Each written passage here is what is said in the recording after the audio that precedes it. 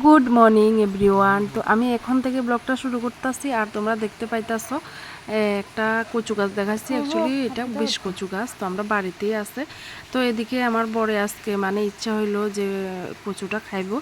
তো যেহেতু আগের দিন বাবাই অনেকটি মাছ পাইছে, অনেকটি বলতে 4টা বড় বড় নেলেটিয়া মাছ পাইছে। তো এর লিগা হে ভাবছে যে মানে কচু খাওয়া যাক। তো এর লিগা আমার হঠাৎ করে সকালবেলা কইতাছে মানে টিফিন খাওয়ার পরে কইতাছে বেশ কচু রান্না করবানে। তো আমি কইছি আচ্ছা ঠিক আছে করবো, যেহেতু বাড়িতেই আছে কোনো সমস্যা নাই। আর এদিকে আমার শাশুড়ি মা দেখতেই পাইছো হাতে প্যাকেট লাগাইয়া কচুটা কাটটা পেস্ট, মানে পেস্টটা আমি করছি, কচুটা কাটটা মানে গ্রেট কইরা দিছে। তো এদিকে আমি এখানে দেখো এখন কচু ধুয়ে ভালো করে পরিষ্কার করেও নেওয়া হয়ে গেছে। তো এদিকে আবার গ্র্যান্ড করে লাইছি কচুটা, আর কচুটা গ্র্যান্ড করার পরে দেখো এখানে আবার উপর থেকে দেখো এখানে আমি রসুনও একটু পেস্ট করে দিয়ে দিছি। আর এদিকে কচুটা রান্না করার লিগে যা যা লাগবো তা এখানে আদা রসুন পেঁয়াজ গ্রেট করা মানে পেস্ট করে নিছি। আর এদিকে কাঁচা লঙ্কা কম, শুকনো লঙ্কাটা আজকে বেশি। আর এদিকে রসুন, গোটা রসুন, পেঁয়াজ কাটা। আর এদিকে দেখো ওই যে বাবাই মাছটি পাইছিল, আমি আরেকটা ভিডিওতে শেয়ার করছি তোমাদের সাথে, না দেখলে অবশ্যই দেখা নিও। তো এই মাছটি রান্না করবো মানে কচুটা দিয়া, মানে বেশি মাছ হলে কচুটা গরম হয় ধরে। আর এদিকে ক্যাকড়া দেখতে পাইছো, ক্যাকড়া দিয়ে রান্না করবো। আর এদিকে দেখো ক্যাকড়ার যে ছোটো ছোটো পাগুলি আছে, এই পাগুলিরে ভালো করে একটু জল দিয়া ফুটাইয়া নিয়া মিক্সিতে গ্রাইন্ড করে যে জলটা মানে দিমু, ওই জলটা এখানে ছাইকা দিমু কচুটার মধ্যে। তাহলে কাঁকড়া এভাবে দিলে কচুটা খুব গরম হয়, আশা করি তোমরা অনেকেই জানো। তো দেখো এদিকে আমার তেলটা গরম হয়ে গেছে। আর এখানে কচুরি টালানোর লিগে আমি বেশি না, খুব অল্প পরিমাণ, আবার খুব বেশিও না, এই তেল দিয়া এরপরে তেলটা গরম হয়ে যাওয়ার পরে কচুটা দিয়া দিচ্ছি। তো কচুটা দেওয়ার পরে লবণ আর হলুদ অ্যাড করছি, কইরা এখানে অনেকক্ষণ কচুটারে টালতে লাগবো, যতক্ষণ না কচুটা একদম টান টান হইয়া যাব, মানে শুকাইয়া যাব। তো আমি অতক্ষণ ধরে কচুটারে ভালো করে টাইনা নিব। অ্যাকচুয়ালি বিষ কচুটা খাইতে মানে অনেকটা রান্না, অনেকটা সময় দিতে লাগে। রান্না তো অবশ্যই করতে লাগবো, তাড়াহুড়া করে রান্না করলে হইতো না এই কচুটা। তো দেখো এদিকে আমার কচুটা টানতে টানতে এদিকে আবার কড়াইতে দিয়ে দিলাম তেল। তো এদিকে আমি আস্তে আস্তে মাছটি আবার ভাজিয়ে নেব। তো যেহেতু আমার মানে একসাথে যদি না করি তাহলে হইতো না, মানে একটু দেরি হইয়া যাবে। তো এর লিগে ভাবছি এদিকে কচুটা টানতে টানতে এদিকে আমি আবার মাছটি ভাজিয়ে নিই। তো এই মাছটি আমার মোটামুটি ভাজি হইয়া গেছে। তো এখন আমি ভাজিয়ে নিতেছি কাঁকড়াটি। তো কাঁকড়াটি ভাজানোর পরে এবার দেখো কচুটা অনেকটা কিন্তু টাইনা গেছে। তো আরও অনেকক্ষণ আমি একটু টানামু, মানে কচুটা খাইতে মানে প্রথম স্টেপে তোমরা এইটা করবা, তাহলে গলাটা একদম কম ধরবো, মানে ধরতই না, কম ধরবো না মানে ধরতই না। তো যাই হোক এবার মাছ ভাজা যে তেলটা আসছিল এই তেলটার মধ্যে আরেকটু তেল অ্যাড করছি।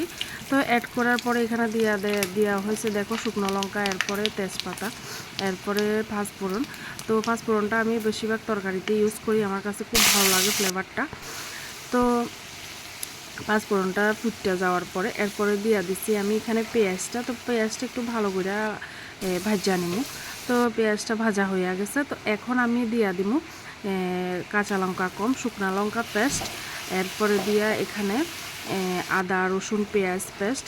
তো এখানে আমি আরও অনেকটি মানে বেশি পরিমাণে দিছি। তো দেখো যেহেতু কচুটা বেশি তাহলে মশলাটা একটু বেশিই লাগবে। এখানে আমি জিরে ধনে গুঁড়োটা প্রায় 2.5 চামচের মতো দিছি। তো তোমরা যার যেভাবে যতটুকু পরিমাণ লাগে অতটুকু দিয়ে নিবে। তো আমার যতটুকু লাগছে আমি অবশ্যই অতটুকুই দিছি। তারপরে দেখো লবণ দিয়ে দিছি, যেহেতু আমি কচু টালার সময় লবণটা দিছিলাম, তো এর লিগে এখানে লবণটা একটু কম করে দিছি, পরে লাগলে অবশ্যই দেওয়া যাবে। তো এরপরে দেখো এখানে আমার মশলাটা অলমোস্ট এই কষানি হয়ে গেছে। তো এরপরে আমি দিয়ে দেবো যে টাইলা রাখা কচুটা। তো কচুটা দিয়া এবার আরও অনেকক্ষণ প্রায় 10 থেকে 15 মিনিট ভালো করে কচুটা আবারও কষাইতে লাগবে। মানে এই কচুটা যত কষাইবা অতই স্বাদ, মানে গলাও ধরার কোনো সমস্যা নাই।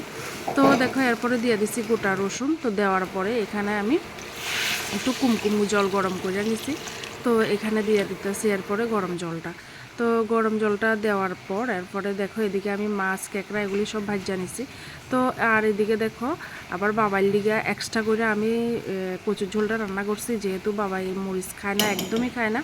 তো এর লিগে বাবার লিগে ভাবছি একটু এক্সট্রা করে রান্না করে নিই। আর এদিকে দেখো আমাদের কচুর ঝোলটা ফুটতে শুরু করে দিছে। তো এরপরে দিয়ে দিব এখানে মাছ কাঁকড়া যা আছে এগুলি সব। তো তোমরা বাড়িতে এইভাবে কচুর ঝোল রান্না করো কিনা, আর তোমরা এইভাবে রান্না করে খাইতে পারো। যদিও রান্না না করো এইভাবে রান্না করে খাইতে পারো, একদম কলা ধরতো না। তো দেখো আর এদিকে আমার কচুর ঝোলটার মধ্যে আবার মাছ দিয়া দিছি, আর এটা হইতে হইতে এদিকে আমি ছোট মাছ রান্না করবো। এই মাছটা অ্যাকচুয়ালি আমার বরে আবারও বৃষ্টি হইতেছে, তো এর লিগা মাঠে থেকে ধরছে, তো ধইরা আনছে। তো মনে করো এক বেলার মতো হইব। তো আর কি করবো, আজকে যেহেতু কচুর ঝোলটা রান্না করবো, তো ভাবছি যে ছোটো মাছটা আগের দিনের আছে, তো এইটাও রান্না করে লাগে। তো এরপরে দেখো আমি ছোটো মাছটার মধ্যে সব মশলা অ্যাড কইরা এরপরে দিয়া বসাইয়া দিছি। আর এদিকে দেখো তো আজকের মেনুতে ছিল ছোট মাছের চচ্চড়ি, আর এদিকে দেখো কচুর ঝোল। তো মানে খেতে মানে খুবই দারুণ আছিল, মানে কি কইতাম, এত টেস্ট হয়েছে আজকের তরকারিটা। তো এরপরে এখানে দুপুরবেলা আমরা আয়া পড়ছি, আয়া এখন ভাত টাত খাইয়া নিমু। আর বরের দেখো বর কি কয়, বর তো খাইয়া আজকে খুব মজা পাইছে, আর বর মজা পাইছে মানে বরে খাইয়া শান্তি পাইছে, মানে আমারও খুব শান্তি। তো যাই হোক আজকের ভিডিওটা এখানে আমি শেষ করতেছি। তোমাদের কাছে কেমন লাগছে অবশ্যই তোমরা কমেন্টে জানাইবা, আর ভালো লাগলে অবশ্যই একটা লাইক করবা। আর বন্ধুরা তোমরা কমেন্টে রেসপন্স করো, তোমরা একদম কমেন্ট করতে চাও না, আর কমেন্ট করলে তাহলে নিজেও একটু মনে সাহস পাই যে কিভাবে ভিডিওটা করা যায়। তো এর লিগে তোমরা অবশ্যই একটু বেশি করে কমেন্ট করবা, কমেন্ট করলে আমার সুবিধা হয়। তো যাই হোক আজকের ভিডিওটা আমি এখানে শেষ করতেছি। তো সবাই ভালো থেকো, সুস্থ থেকো। তো দেখা হইতেছে পরবর্তী আর একটা ভিডিওতে, অবশ্যই টাটা।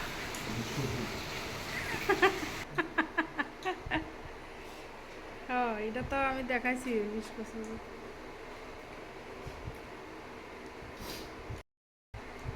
হুম টেস্টই আলাদা।